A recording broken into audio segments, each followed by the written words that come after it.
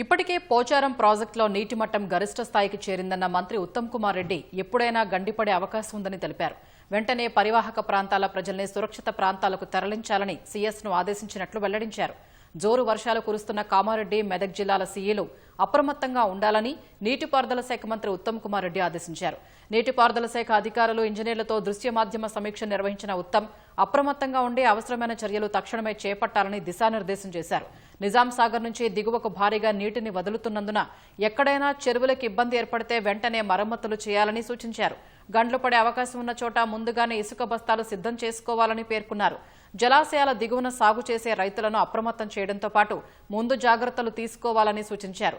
జలాశయాల్లో నీటి మట్టాల విషయంలో పూర్తి అప్రమత్తంగా ఉండాలన్న ఉత్తమ్ పూర్తి స్థాయిలో పంపులు నీటిని ఎత్తిపోసేలా చూడాలని చెప్పారు. ఎల్లంపల్లి నుంచి నీటి ఎత్తిపోతల్ని ఎప్పటికప్పుడు సమీక్షించే ముందుకు వెళ్లాలని తెలిపారు.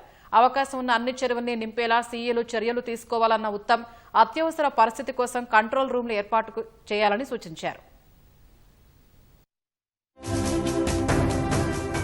ఇప్పుడు ఉదాహరణకి కామారెడ్డి జిల్లాలో పోచారం ప్రాజెక్టు పూర్తిగా ఓవర్ఫ్లో అవుతుంది.